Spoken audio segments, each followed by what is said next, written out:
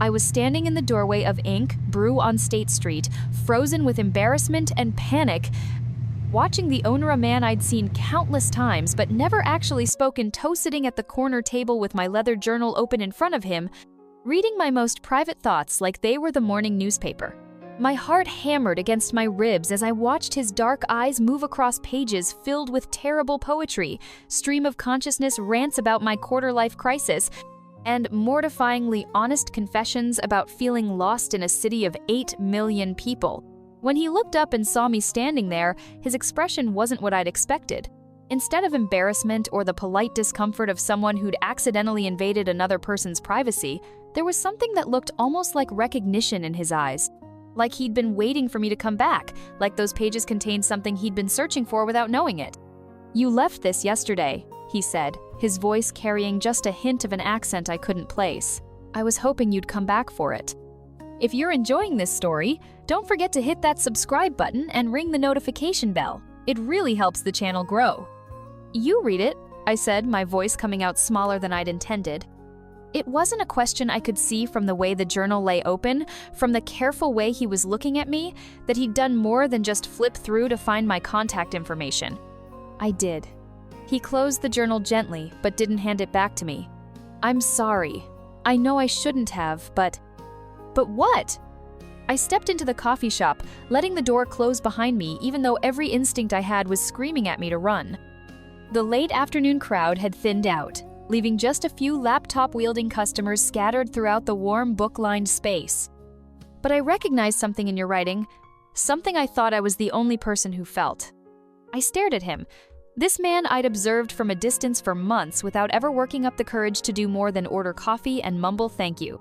He was older than I'd initially thought, probably mid-40s, with salt and pepper hair and the kind of lived-in face that suggested he'd experienced more than his share of life's complications.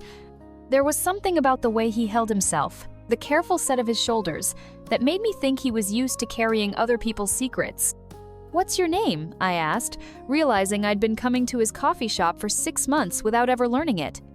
"Marcus. Marcus Webb." He gestured to the chair across from him. "Will you sit, please?" "Why should I? You violated my privacy. You had no right to read my journal." "You're absolutely right. I didn't." His voice was quiet, sincere. "But Elena, I need to show you something." My blood went cold. "How do you know my name?" "It's written on the first page, along with your phone number, which I should have used instead of." He gestured helplessly at the journal. "Instead of this." I remained standing, arms crossed, trying to project a confidence I didn't feel. "What do you need to show me?" Marcus stood up and walked behind the counter, returning with a weathered notebook that looked like it had been handled countless times. "This." He opened it to a page marked with a faded receipt and set it on the table beside my journal. I couldn't help but lean forward to read what he was showing me. And when I did, my breath caught in my throat. The words on the page were mine. Not exactly the handwriting was different, more masculine. The ink faded with age. But the sentiment, the imagery, even some of the specific phrases were so similar to a poem I'd written just last week that it felt like looking at my own thoughts reflected back at me from 20 years in the past. "When did you write this?" I whispered. 1998. I was 24, working at a bookstore in Lincoln Park, convinced I was going to be the next great American poet. His smile was self-deprecating. Obviously, that didn't work out. "This is." I picked up his notebook, reading the poem more carefully. It was about urban loneliness, about feeling invisible in a crowd, about the weight of unfulfilled dreams. The themes were universal enough, but the specific details, the way he described the sound of rain on coffee shop windows, the metaphor comparing strangers to unread books, were eerily similar to things I'd written. "Impossible," I finished. "That's what I thought when I read your poem, the one on page 47. I felt heat creep up my neck. Page 47 was where I'd written about feeling like a ghost in my own life, about watching other people live with purpose while I drifted through my days like smoke. It was some of my most personal writing, the kind of raw honesty I'd never shown anyone. "You think I plagiarized you?" "No," Marcus sat back down, his dark eyes intense. "I think we're the same kind of person. The kind who sees things other people miss, who feels things other people skim over. The kind who writes because not writing would be like not breathing. You don't know anything about me, don't I? Elena Rodriguez, 25 years old, works at the Art Institute doing visitor services because it pays the bills but dreams of being a writer. Lives alone in a studio apartment in Pilsen, drinks too much coffee, reads everything she can get her hands on but never thinks her own writing is good enough to share. I stared at him, shocked by how accurately he'd read my life from a few journal entries. Because I was you, 20 years ago. Different details, same story. He leaned forward in his chair. Elena, when I read your writing, it was like finding a letter I'd written to myself and forgotten. That's really intense for a conversation with someone whose privacy you violated. I know, and I'm sorry, but I had to know, are you planning to do anything with your writing? Because you should. You have something real there. I finally sat down, clutching my journal like a lifeline. Why does it matter to you what I do with my writing? Because 20 years ago, someone should have told me what I'm telling you now. That talent like yours doesn't come along often, and wasting it is a tragedy. What happened to your writing? Marcus's expression grew distant. Life, rent, the crushing realization that poetry doesn't pay student loans. He gestured around the coffee shop. I bought this place 15 years ago, told myself it was temporary, that I'd save up money and go back to writing when I had financial security. And did you go back to writing? Some, but not seriously. Not the way I should have.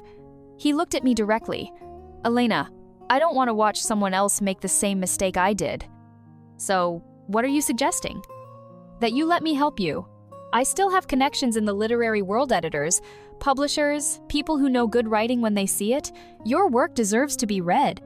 I studied his face, looking for signs that this was some elaborate pickup line or that he had ulterior motives I couldn't see. But all I found was sincerity and something that looked like hope. Why would you do that for me? You don't even know me. Because your writing moved me in a way nothing has in years. Because I see myself in your words, and maybe helping you succeed is a way of giving my younger self the encouragement I never got. And what do you want in return? Marcus was quiet for a long moment. Honestly, I want to know you, the person behind those words. I want to understand how someone your age can write with such depth, such understanding of loneliness and hope and the weight of dreams deferred. What would you do if you were in my place? Tell me in the comments. The question hung between us like a bridge I wasn't sure I was brave enough to cross. Here was a man offering me exactly what I'd been hoping for: recognition, validation, connections in the literary world. But he was also a stranger who'd invaded my privacy, who was old enough to be my father, who was looking at me with an intensity that suggested his interest wasn't purely professional. Marcus, I said carefully, this is really complicated. Most worthwhile things are. You're twice my age. 19 years. But who's counting? You read my journal without permission. And I apologized for that multiple times. You could be a serial killer. I could be, but I'm not. I'm just a guy who owns a coffee shop and writes bad poetry in his spare time and hasn't felt this connected to another person's words in 20 years. I looked around the coffee shop, taking in the carefully curated book collection, the artwork from local artists, the way the afternoon light fell through the windows. It felt like a place where stories lived, where words mattered. What exactly are you proposing? I asked. Coffee, tomorrow, a real conversation where we both know what we're getting into. His smile was tentative, hopeful. And maybe you let me introduce you to some people who could help your career. Just coffee? Just coffee. Unless you want it to be more than coffee. And if I say no? Then you take your journal and leave, and I promise never to bother you again. But Elena, I hope you don't say no. I stood up, journal clutched against my chest, and walked to the window overlooking State Street. Outside, people hurried past on their way to somewhere important, all of them carrying their own private stories, their own secret dreams and disappointments. Can I ask you something? I said without turning around. Anything. What's the real reason you want to help me? The truth, not the noble answer about encouraging young writers. Marcus was quiet for so long I thought he wouldn't answer. When he spoke, his voice was rough with honesty. Because reading your writing made me feel less alone for the first time in years, because you see the world the way I see it, but with hope I lost somewhere along the way. Because. He paused. Because I'm attracted to your mind in a way that has nothing to do with age or appropriateness and everything to do with recognition. I turned back to face him. Recognition? Like finding the other half of a conversation I've been having with myself for 20 years. The honesty in his voice made something flutter in my chest. Marcus, I don't know how to do this, whatever this is. Neither do I, but I know I don't want to let you walk out of here without at least trying to find out what this could be. I looked at him sitting there with his notebook full of 20-year-old dreams, offering me connections I'd never thought I'd have access to, looking at me like I was worth taking a risk on. One coffee, I said finally. One coffee. And you introduce me to these literary connections regardless of whether anything personal happens between us. Absolutely. And if it gets weird or complicated or I decide this was a mistake, then you walk away, no questions asked, no hard feelings. I sat back down and opened my journal to the page he'd mentioned, reading my own words with new eyes. You really think this is good? I think it's extraordinary. And I think you're about to discover that there are people in this world who've been waiting to read exactly what you have to say. The next day, Marcus and I met at a different coffee shop neutral territory, he said, so I wouldn't feel trapped in his space. We talked for 3 hours about books and writing and the weight of carrying stories inside you that no one else understands. He showed me more of his old poetry, and I shared pieces from my journal that I'd never read aloud to anyone. You stopped writing seriously after you bought the shop? I asked as we walked along the lakefront afterward, the conversation having moved naturally from coffee to an extended exploration of each other's histories. I told myself I stopped, but really, I just started writing different things. Business plans instead of poems. Grocery lists instead of observations about human nature. I convinced myself that practical writing was more mature than creative writing. Do you regret it? Every day, but Elena, meeting you. It's making me want to write again. Really write, not just scribble thoughts in margins. Then you should. Start again, I mean. Maybe we could start again together. Writing group of 2, critique partners, accountability buddies. Is that what this is? A professional collaboration? Marcus stopped walking and turned to face me.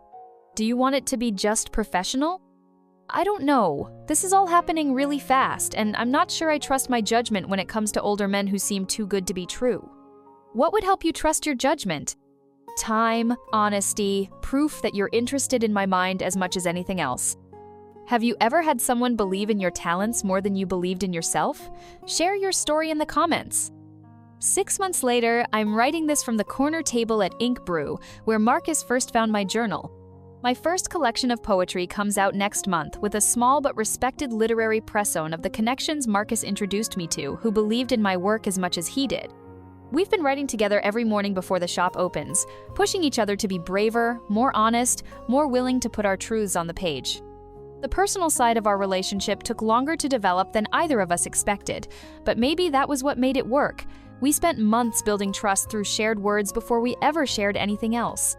And when we finally did cross that line from writing partners to something more, it felt like the most natural progression in the world. If stories about unexpected connections inspire you, make sure you're subscribed. I share one real story every single day, and you won't want to miss what's coming next.